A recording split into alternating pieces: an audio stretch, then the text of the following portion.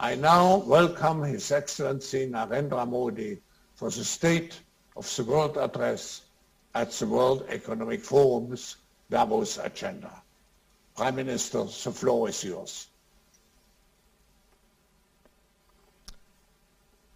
Thank you swab, thank you. नमस्कार। World economic forum में जुटे दुनिया भर के दिग्गजों का 130 करोड़ भारतीयों की तरफ से अभिनंदन करता हूं। आज जब मैं आपसे बात कर रहा हूं तो भारत कोरोना की एक और वेव से सावधानी और सतर्कता के साथ मुकाबला कर रहा है। साथ ही भारत आर्थिक क्षेत्र में भी कई आशावान रिजल्ट्स के साथ आगे बढ़ रहा है। भारत में आज अपनी आजादी के 75 वर्ष होने का उत्साह भी है और भारत आज सिर्फ एक साल में ही 160 करोड़ कोरोना वैक्सीन डोज देने के आत्मविश्वास से भी भरा हुआ है। साथियों, भारत जैसी मजबूत डेमोक्रेसी ने पूरे विश्व को एक खूबसूरत उपहार दिया है, एक बुके ऑफ होप दिया है। इस बुके में है हम भारतीयों का डेमोक्रेसी पर अटूट ट्रस्ट। इस बुके में है 21वीं सदी को एम्पावर करने वाली टेक्नोलॉजी। इस बुके में है हम भारतीयों का टेम्परामेंट, हम भारतीयों का टैलेंट।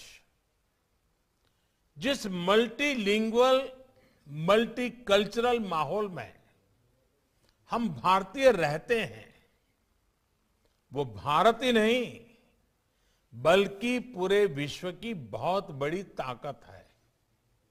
ये ताकत संकट की घड़ी में सिर्फ अपने लिए सोचना नहीं बल्कि मानवता के हित में काम करना सिखाती है।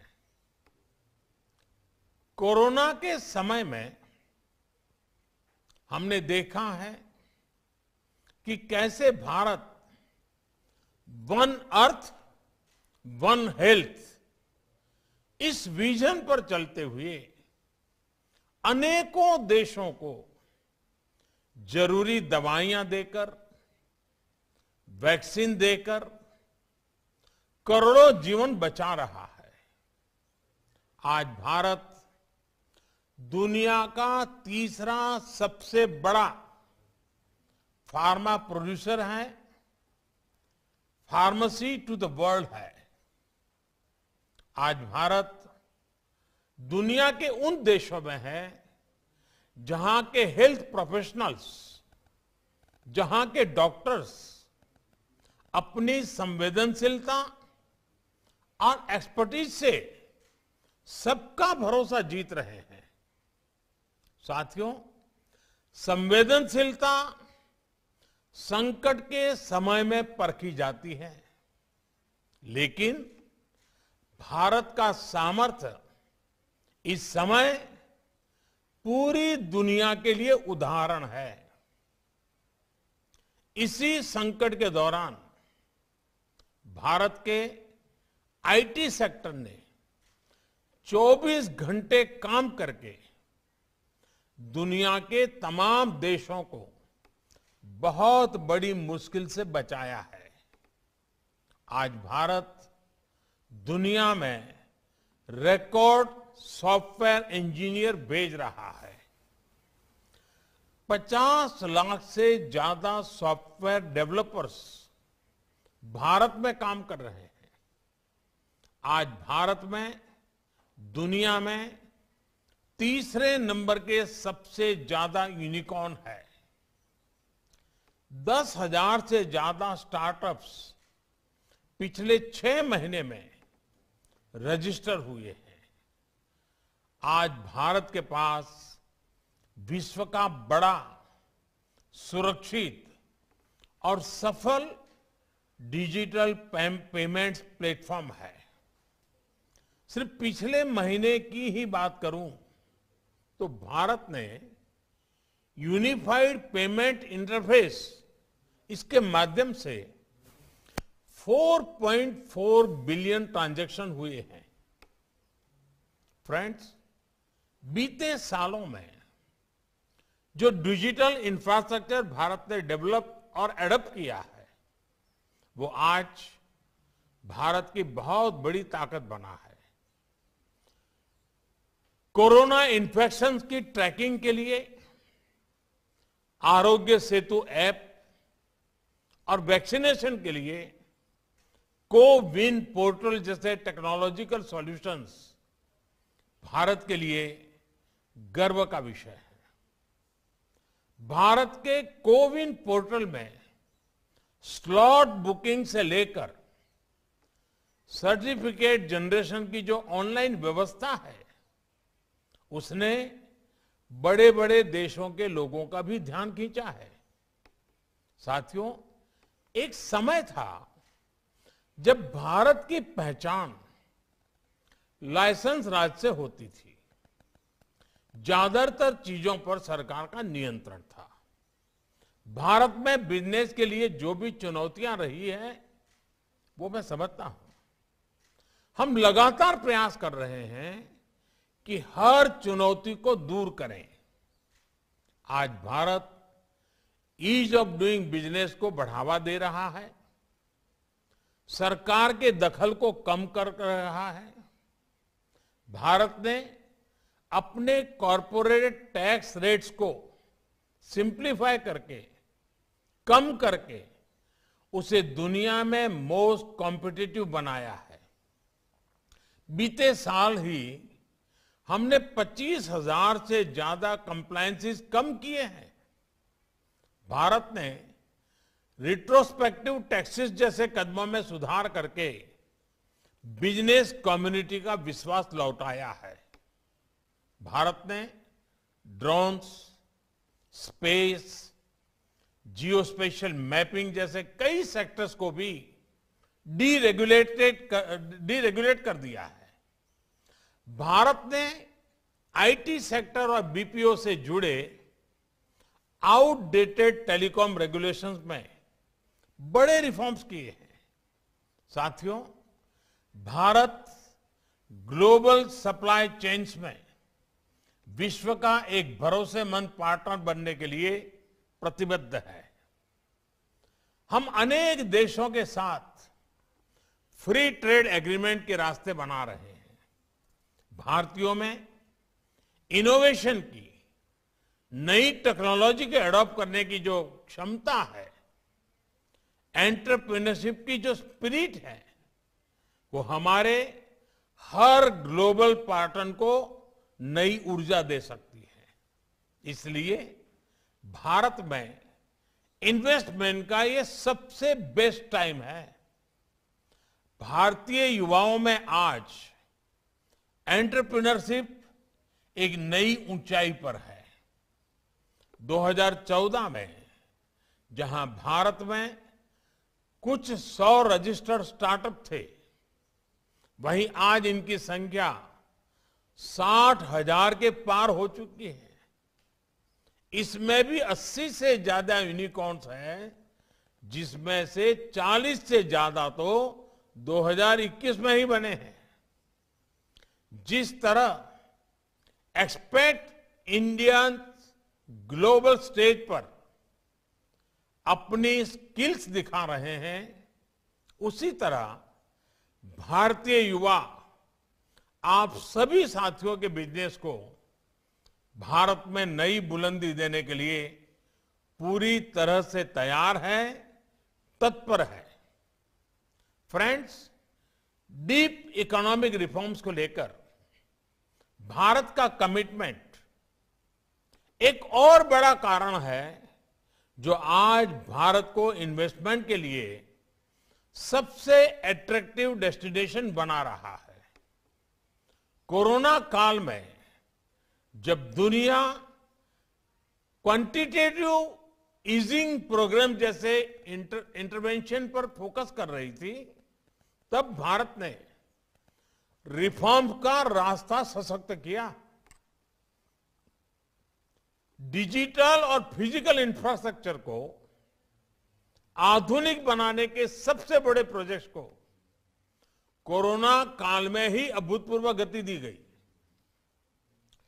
देश के 6 लाख से ज्यादा गांवों को ऑप्टिकल फाइबर से कनेक्ट किया जा रहा है। विशेष रूप से कनेक्टिविटी से जुड़े इंफ्रास्ट्रक्चर पर $1.3 ट्रिलियन का इन्वेस्टमेंट किया जा रहा है। एसेट मोनेटाइजेशन जैसे इनोवेटिव फाइनेंसिंग टूल्स में $80 बिलियन जनरेट करने का लक्ष्य रखा गया है। डेवलपमेंट के लिए हर स्टेक होल्डर को एक ही प्लेटफॉर्म पर लाने के लिए भारत ने गति शक्ति नेशनल मास्टर प्लान भी शुरू किया है। हम नेशनल मास्टर प्लान के तहत इंटीग्रेटेड तरीके से इंफ्रास्ट्रक्चर की प्लानिंग, डेवलपमेंट और इंप्लीमेंटेशन पर काम होगा। इससे गुड्स, पीपल और सर्विसेज की सीमलेस कनेक्टिविटी और मूवमेंट में एक नई गति आएगी। फ्रेंड्स, आत्मनिर्भरता के रास्ते पर चलते हुए भारत का फोकस सिर्फ प्रोसेस को आसान करने पर ही नहीं है, बल्कि इन्वेस्टमेंट और प्रोडक्शन को इंसेंटिवाइज करने पर भी है। इसी अप्रोच के साथ आज 14 सेक्टर्स में $26 बिलियन की प्रोडक्शन लिंक इंसेंटिव स्कीम्स लागू की गई है। Fab, chip and display industry के निर्माण के लिए $10 बिलियन का इंसेंटिव प्लान इस बात का प्रमाण है कि ग्लोबल सप्लाई चेन को स्मूथ बनाने के लिए हम कितने प्रतिबद्ध हैं। हम make in India, make for the world इस भावना से आगे बढ़ रहे हैं। टेलीकॉम, इंश्योरेंस, डिफेंस, एरोस्पेस के साथ साथ अब सेमी कंडक्टर्स के क्षेत्र में भी भारत में असीम संभावनाएं हैं। फ्रेंड्स, आज भारत वर्तमान के साथ ही अगले 25 वर्षों के लक्ष्य को लेकर नीतियां बना रहा है, निर्णय ले रहा है। इस कालखंड में भारत ने हाई ग्रोथ के वेलफेयर और वेलनेस की सैचुरेशन के लक्ष्य रखा है। ग्रोथ का यह कालखंड ग्रीन भी होगा, क्लीन भी होगा, सस्टेनेबल भी होगा, रिलायबल भी होगा। ग्लोबल गुड के लिए बड़े कमिटमेंट्स करने और उन पर खरा उतरने की परंपरा को जारी रखते हुए हमने 2070 तक नेट जीरो का टारगेट भी रखा है। दुनिया की 70% आबादी वाला भारत भले ही ग्लोबल कार्बन एमिशन में 5%, ओनली 5% कंट्रीब्यूट करता हो, लेकिन क्लाइमेट चेंज से निपटने के लिए हमारी प्रतिबद्धता 100% है। इंटरनेशनल सोलर अलायंस और कोalition for disaster resilient infrastructure for climate application adaption जैसे इनिशिएटिव इसका प्रमाण है। बीते वर्षों के प्रयासों का नतीजा है कि आज हमारे एनर्जी मिक्स का 40% हिस्सा नॉन फोसिल सोर्सेज से आ रहा है। भारत ने पेरिस में जो ऐलान किया था वो हम टारगेट से 9 साल पहले ही प्राप्त कर चुके हैं। फ्रेंड्स, इन प्रयासों के बीच हमें यह भी मानना होगा कि हमारी लाइफस्टाइल भी क्लाइमेट के लिए बड़ी चुनौती है। थ्रो अवे कल्चर और कंज्यूमरिज्म ने क्लाइमेट चैलेंज को और गंभीर बना दिया है। आज की जो टेक, मेक, यूज, डिस्पोज ये जो इकोनॉमी है उसको तेजी से सर्कुलर इकोनॉमी की तरफ बढ़ाना बहुत जरूरी है।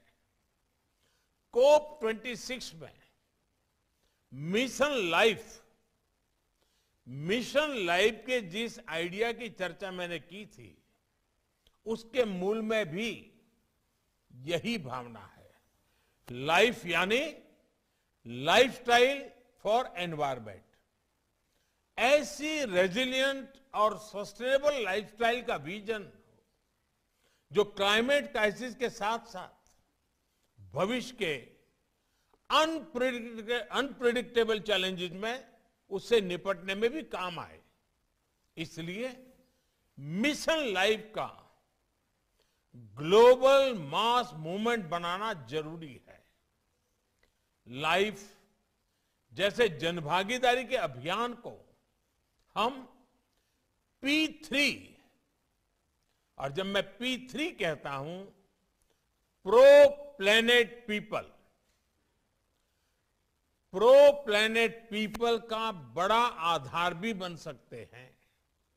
फ्रेंड्स, आज 2022 की शुरुआत में जब हम दावोस में ये मंथन कर रहे हैं तब कुछ और चुनौतियों के प्रति सचेत करना भी भारत अपना दायित्व समझता है। आज ग्लोबल ऑर्डर में बदलाव के साथ ही एक वैश्विक परिवार के तौर पर हम जिन चुनौतियों का सामना करते रहे हैं वो भी बढ़ रही हैं। इनसे मुकाबला करने के लिए हर देश, हर वैश्विक एजेंसी द्वारा कलेक्टिव और सिंक्रोनाइज एक्शन की जरूरत है। ये सप्लाई चेन के डिसरप्शन, इन्फ्लेशन और क्लाइमेट चेंज इन्हीं के उदाहरण है। एक और उदाहरण है क्रिप्टो करेंसी का।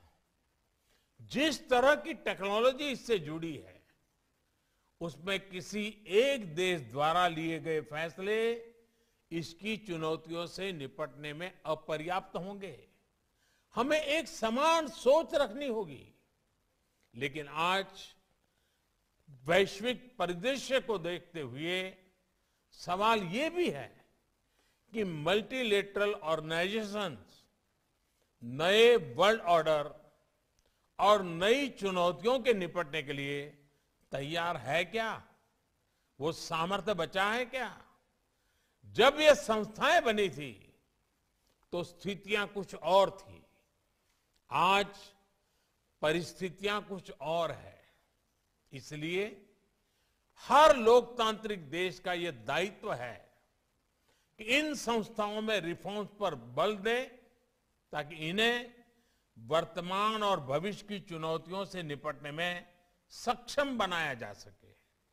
मुझे विश्वास है दावोस में हो रही चर्चाओं में इस दिशा में भी सकारात्मक संवाद होगा। फ्रेंड्स, नई चुनौतियों के बीच आज दुनिया को नए रास्तों की जरूरत है, नए संकल्पों की जरूरत है। आज दुनिया के हर देश को एक दूसरे से सहयोग की पहले से कहीं अधिक जरूरत है। यही बेहतर भविष्य का रास्ता है। मुझे विश्वास है कि डावोस में हो रही ये चर्चा इस भावना को विस्तार देगी। फिर से एक बार वर्चुअली भी आपसे मिलने का मौका मिला। आप सबका बहुत बहुत धन्यवाद।